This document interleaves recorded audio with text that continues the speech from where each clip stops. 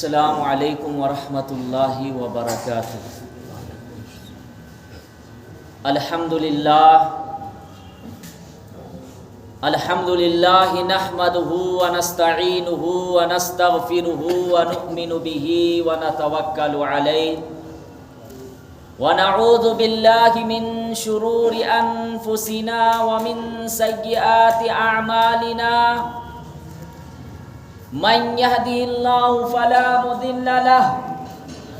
ومن يضلله فلا هادي له، فأعوذ بالله من الشيطان الرجيم، بسم الله الرحمن الرحيم، قل أعوذ برب الناس ملك الناس إله الناس من شر الوسواس الخناس الذي يوسوس في صدور الناس من الجنة والناس۔ آمنت بالله صدق الله مولانا العظيم وصدق رسوله النبي الكريم ونحن على ذلك لمن الشاهدين والشاكرين والحمد لله رب العالمين۔ تمام حضرات درود شریف پڑھ لے۔ اللہم صلی علی محمد وعلی آل محمد کما صلیت علی ابراہیم وعلی آل ابراہیم انک حمید مجید۔ اللہم بارک علی محمد وعلی آل محمد کما بارکت علی ابراہیم وعلی آل ابراہیم انک حمید مجید۔ دوستو بزرگو، ابھی میں نے آپ حضرات کے سامنے سورہ ناس کی تلاوت کی، اور یہ سورت ایسی ہے کہ اکثر و بیشتر مسلمانوں کو یہ سورت یاد ہوتی ہے، اور نمازوں کے اندر ہم لوگ اس کی تلاوت بھی کرتے ہیں۔ تو اس سورت کا ترجمہ اور اس سورت میں اللہ تبارک و تعالی کیا فرما رہے ہیں، انشاءاللہ اس پر روشنی ڈالوں گا۔ اللہ تعالی مجھے صحیح بولنے کی توفیق عطا فرمائے، اور ہم سب کو سننے سے زیادہ عمل کرنے کی توفیق عطا فرمائے۔ دوستو بزرگو، اللہ تبارک و تعالی فرما رہے ہیں قل اعوذ برب الناس، کہ آپ کہہ دیجئے کہ میں لوگوں کے رب کی پناہ میں آتا ہوں۔ دوسرا ترجمہ آپ کہہ سکتے ہیں کہ آپ کہہ دیجئے کہ میں لوگوں کے رب کی پناہ مانگتا ہوں۔ ملک الناس، لوگوں کے مالک بادشاہ کی، الہ الناس، لوگوں کے معبود کی، من شر الوسواس الخناس، وسوسہ ڈالنے والے، پیچھے ہٹ جانے والے شیطان کی شر سے، الذی یوسوس فی صدور الناس، جو لوگوں کے دلوں میں وسوسہ ڈالتے ہیں، من الجنۃ والناس، خواہ وہ انسان میں سے ہو یا جنات میں سے ہو، خواہ وہ انسان میں سے ہو یا جنات میں سے ہو۔ اب یہ یاد رکھیے گا کہ وسوسہ جو ڈالا جاتا ہے یہ صرف جنات کے لیے خاص نہیں ہے یا شیطان کے لیے خاص نہیں ہے، وسوسہ ڈالنے والے انسان بھی ہوتے ہیں، وسوسہ ڈالنے والے انسان بھی ہوتے ہیں۔ جیسے کہ سورہ ناس کی جو میں نے ابھی تلاوت کی، اس میں اللہ تبارک و تعالی فرما رہے ہیں من الجنۃ والناس، کہ وسوسہ ڈالنے والے جنات بھی ہیں اور انسان بھی ہے۔ اب یہ یاد رکھیے گا کہ شیطان، جس کو ہم لوگ ابلیس کہتے ہیں، شیطان کو ابلیس بھی کہتے ہیں، یہ ایک ہی ہے جس نے حضرت آدم علیہ السلام کو سجدہ کرنے سے انکار کیا تھا۔ جس نے جب اللہ تبارک و تعالی نے کہا حضرت آدم علیہ السلام کو سجدہ کرنے کا، تو یہ شیطان انکار کیا، اسی کا نام ابلیس ہے، تو وہ ایک ہی ہے، وہ تو ایک ہی ہے، لیکن ہاں اس کے متبعین،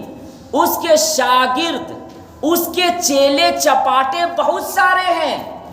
جو دنیا میں پھیلے ہوئے ہیں، اور وہ جنات میں سے ہے، شیطان نہیں ہے۔ شیطان ایک ہی ہے، شیطان ایک ہی ہے جس کو ابلیس ہم لوگ کہتے ہیں، جو حضرت آدم علیہ السلام کو سجدہ نہیں کیا تھا، اس کے وجہ سے وہ مردود ہو گیا، اللہ تبارک و تعالی اس کو نکال دیے، قرآن کریم میں بھی ہے۔ اب دیکھیے کہ شیطان تو ایک ہے، لیکن اس کے جو شاگرد ہے، اس کے چیلے چپاٹے وہ بہت سارے ہیں اور دنیا میں پھیلے ہوئے ہیں، اور وہ لوگوں کو بہکاتے ہیں۔ حدیث کے اندر آتا ہے، مشکات شریف کی حدیث میں ہے کہ اللہ کے نبی صلی اللہ علیہ وسلم نے ارشاد فرمایا کہ شیطان، ابلیس جو ہے وہ سمندر میں ایک اجتماع کرتا ہے، جس کو کہہ دیجیے عام طور پر جلسہ کرتا ہے، اور اس جلسہ میں اس کے شاگرد، اس کے چیلے چپاٹے شریک ہوتے ہیں، اور ابلیس جو ہے وہ رپورٹ لیتا ہے۔ کیا لیتا ہے؟ رپورٹ لیتا ہے کہ آج تم نے کیا کام کیا، کس کو بہکایا، آج تم نے کون سا بڑا کارنامہ انجام دیا ہے۔ تو حدیث کے اندر ہے کہ سمندر کے اوپر یہ لوگوں کی میٹنگ ہوتی ہے، اور اس کا جو مین آدمی ہوتا ہے، جس کو سردار کہہ دیجئے، وہ شیطان ہوتا ہے، جس کو ابلیس ہم لوگ کہتے ہیں۔ کیا بولتے ہیں؟ ابلیس، وہ مین آدمی ہوتا ہے۔ اور اس کے بعد پھر وہ اپنے شاگردوں کو، اپنے چیلے چپاٹے کو جمع کرتا ہے اور پوچھتا ہے کہ آج تم نے کیا کیا کام کیا۔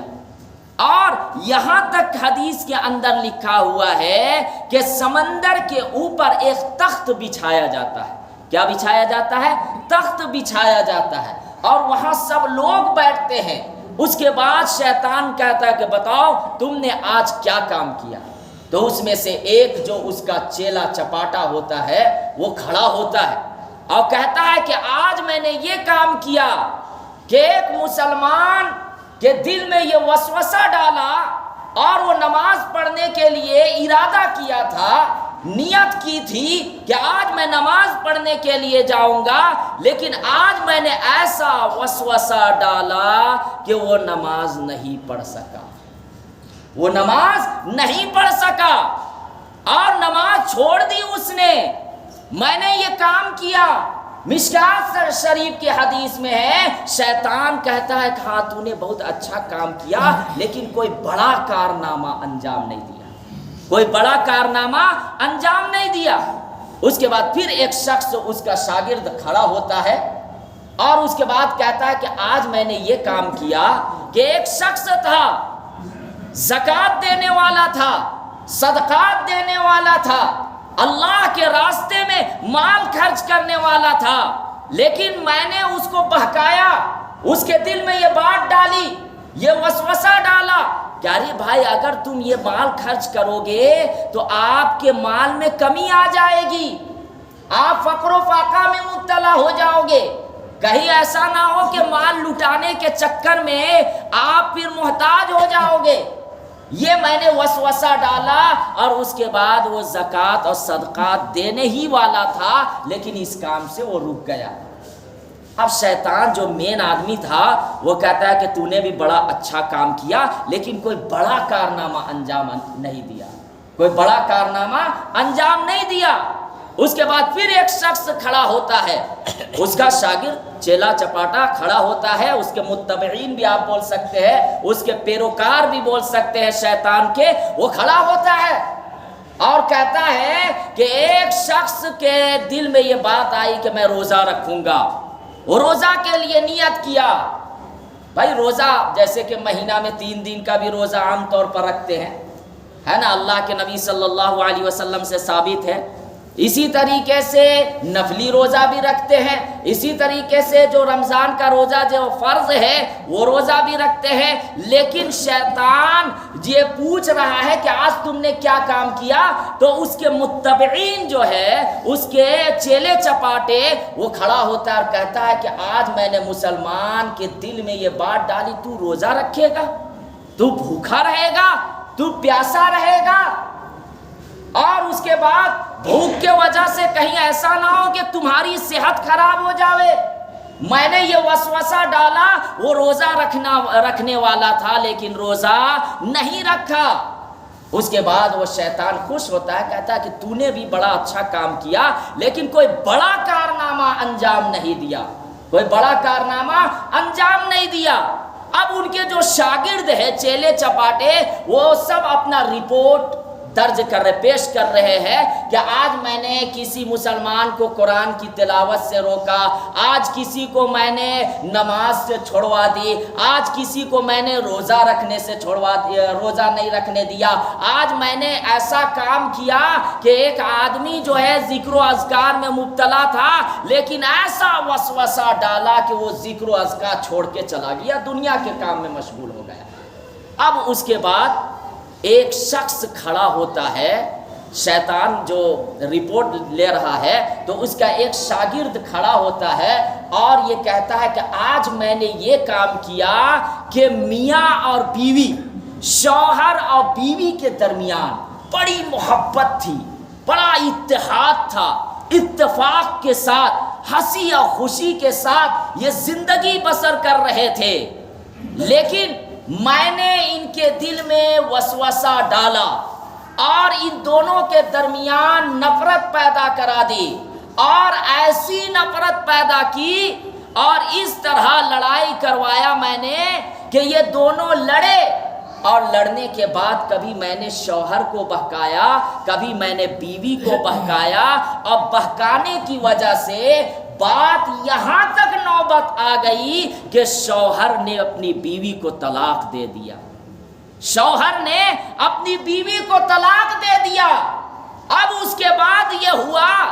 کہ وہ جب شیطان کو یہ کہتا ہے کہ میں نے نفرت پیدا کی شوہر اور بیوی کے درمیان، اور اس کے بعد پھر شوہر کے دل میں ایسی بات ڈال دی جس کے وجہ سے شوہر اپنی بیوی کو طلاق دے دیا، تو وہ جو ابلیس ہے، جو بڑا شیطان ہوتا ہے، وہ اس کو گلے لگا لیتا ہے۔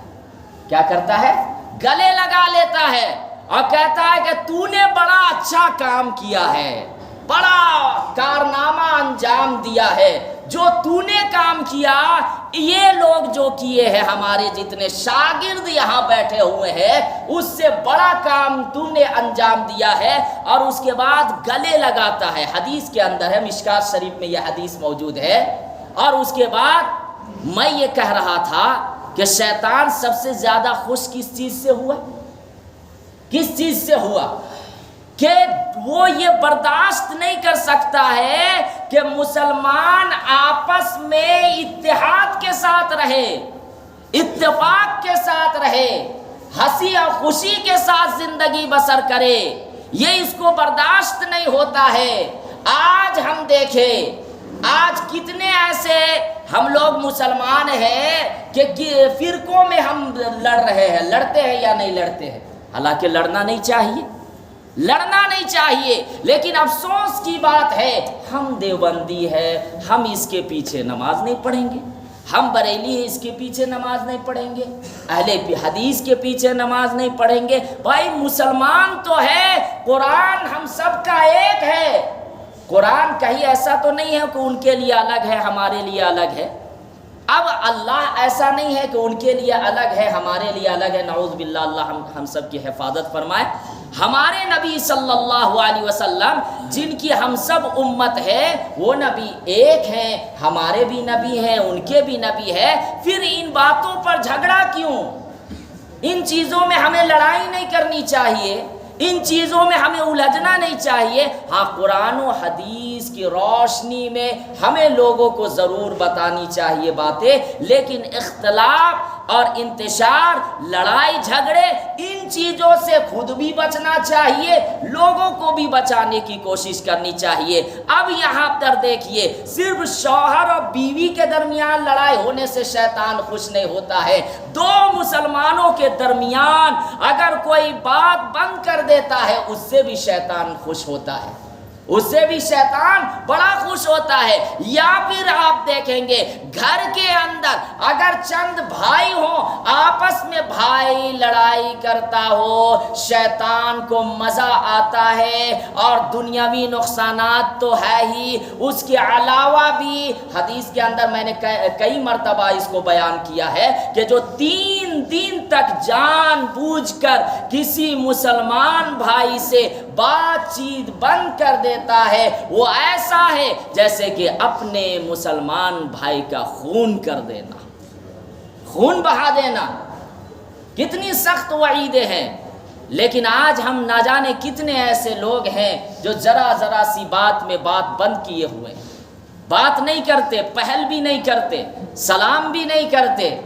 اگر اگلا آدمی ہم مان رہے ہیں کہ وہ کسی وجہ سے ہم سے بات نہیں کرتا، ہم پہل کریں گے، ایسا نہیں کہ ہم ان سے جھک جائیں گے، اللہ کے دربار میں ہماری عزت بڑھ جائے گی، ہم سلام کریں گے، ہم تھوڑی دیر کے لیے جھک جائیں گے۔ ان کی بادشاہت کب تک رہے گی، ان کا عہدہ کب تک رہے گا، ان کے پاس مال و دولت کب تک رہے گی، اس کے پاس جوانی کب تک رہے گی، ایک نہ ایک دن اس کو بھی مرنا ہے۔ لیکن جو آدمی دنیا کے اندر جھکتا ہے اللہ کی رضا کے لیے، اللہ تعالیٰ کل قیامت کے میدان میں ایسے شخص کو اتنی عزت دیں گے، اتنی عزت دیں گے کہ وہ شخص جو دنیا کے اندر اپنی عزت منوانے کے لیے، روب اور دبدبا دکھانے کے لیے اور اپنے حکومت جمانے کے لیے کوشش کرتا تھا، وہ نیت کرتا کہ کاش مجھے کوئی ذلیل کرتا،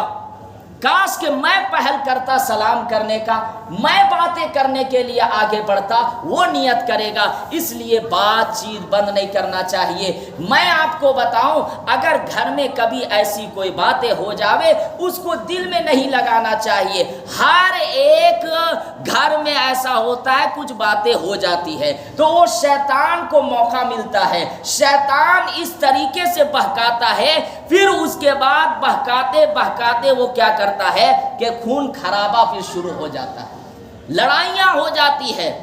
تلواریں نکل جاتی ہے۔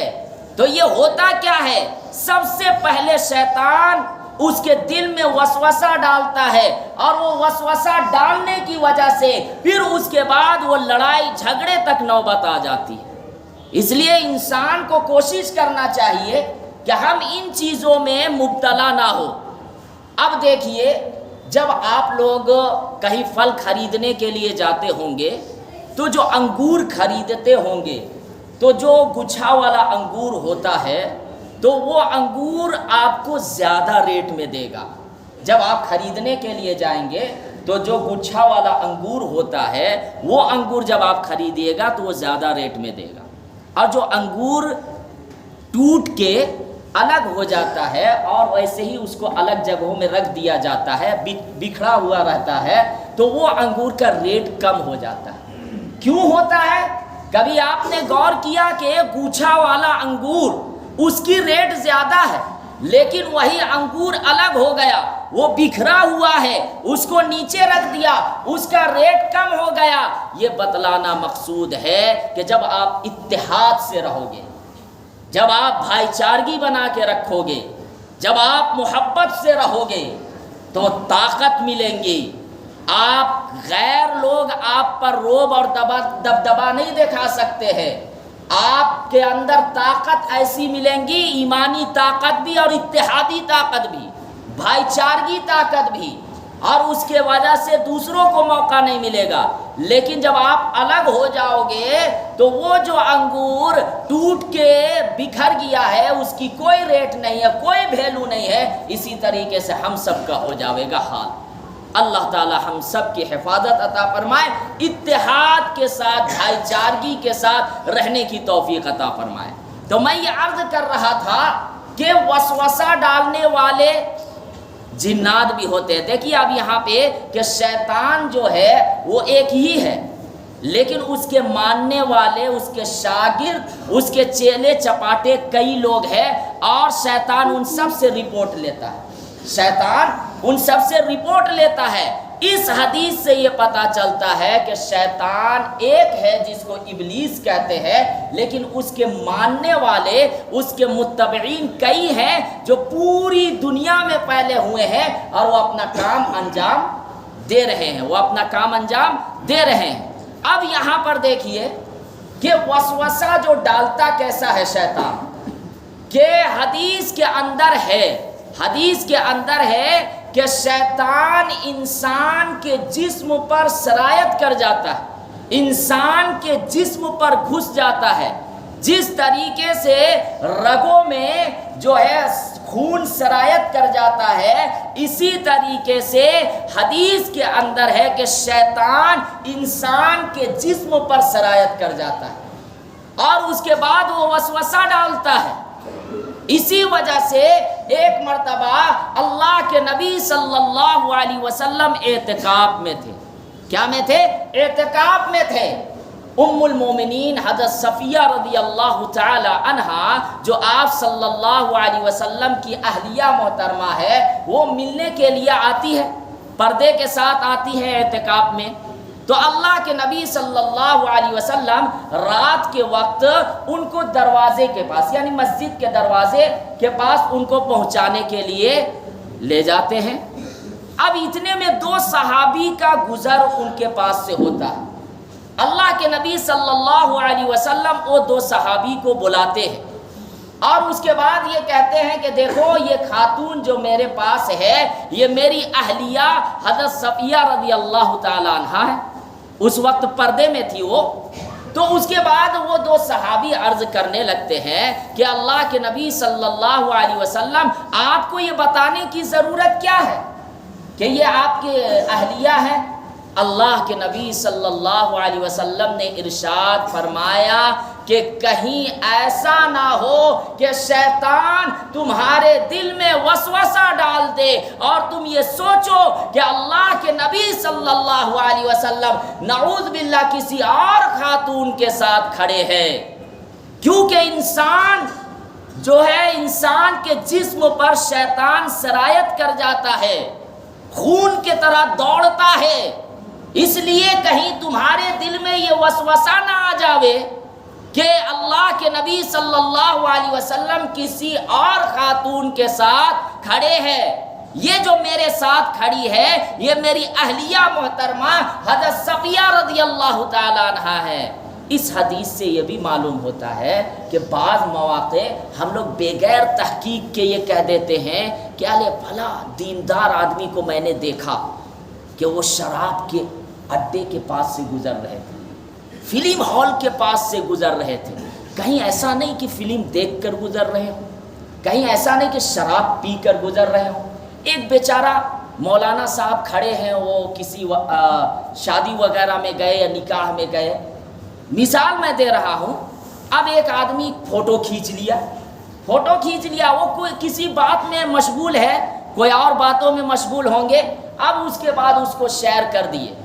مسلمان کو سب سے پہلا کام کیا کرنا چاہیے تھا؟ تحقیق کرے کہ واقعتاً وہ کس مقصد کے لیے کھڑے تھے۔ گواہ کو لانا چاہیے کہ یہ جو تہمت بازی ہو رہی ہے، ان کو غلط کہنے کا یہ الزام لگایا جا رہا ہے، کیا ثبوت ہے؟ آپ نے گواہ موجود کیا، آپ نے تحقیق کی نہیں کی، بس اپنے سے تیر مار رہے ہیں کہ نہیں وہ شراب کے اڈے سے گزر رہے ہیں۔ بھائی وہ اپنے کام سے گئے ہوں گے، ہو سکتا ہے کہ اس جگہ کوئی ایسی دکان ہوں گی جہاں پہ امام صاحب خریدنے کے لیے گئے ہوں گے،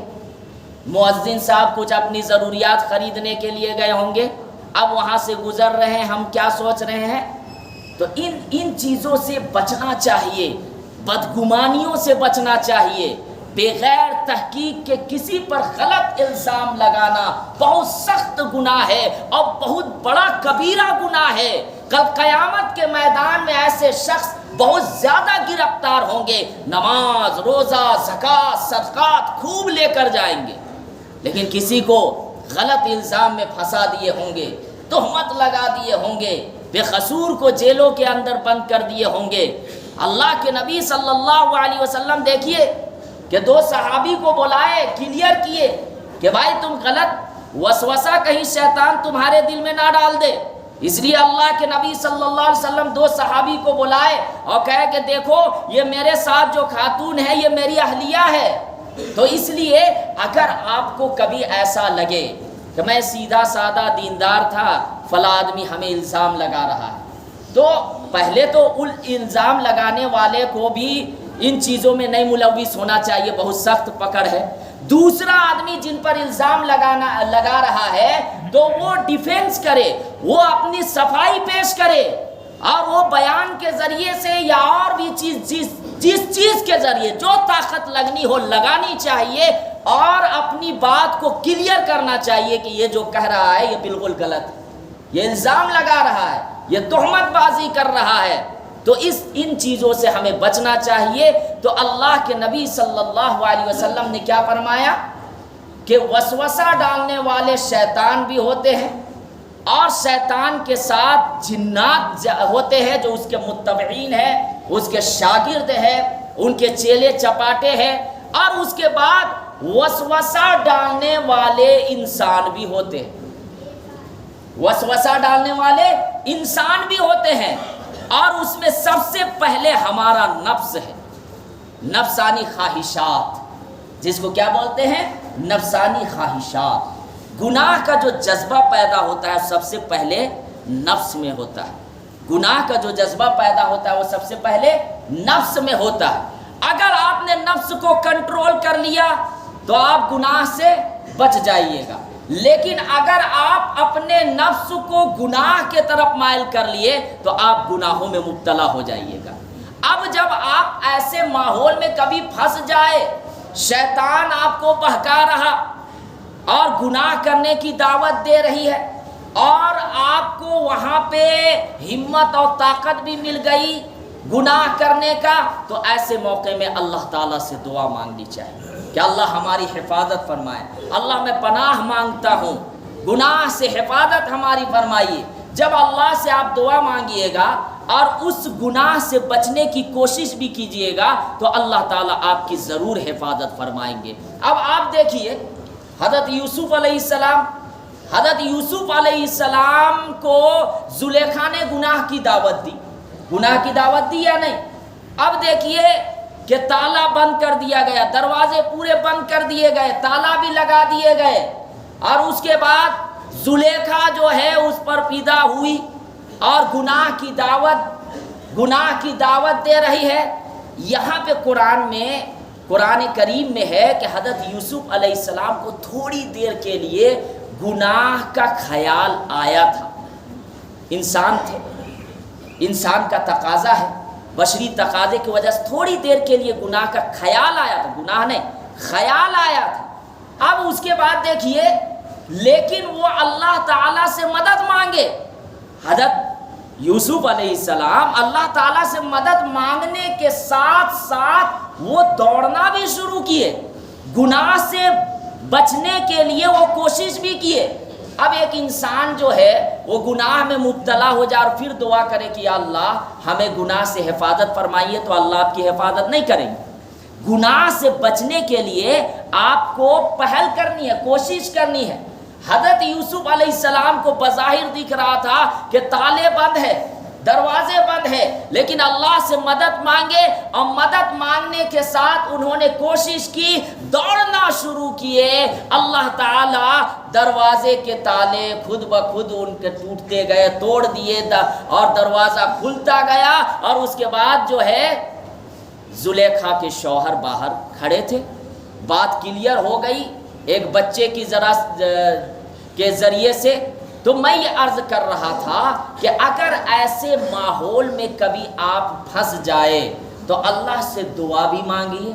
دعا مانگنے کے ساتھ ساتھ اس گناہ سے بچنے کے لیے آپ کوشش بھی کیجئے، پہل کیجئے، اللہ تبارک و تعالی ضرور آپ کی حفاظت عطا فرمائیں گے۔ اللہ تعالیٰ سے دعا ہے کہ اللہ مجھے بھی اور تمام لوگوں کو کہنے سننے سے زیادہ عمل کرنے کی توفیق عطا فرمائے۔ وآخر الدعوانا ان الحمد للہ رب العالمین۔ جو حضرات سنت نہیں پڑھے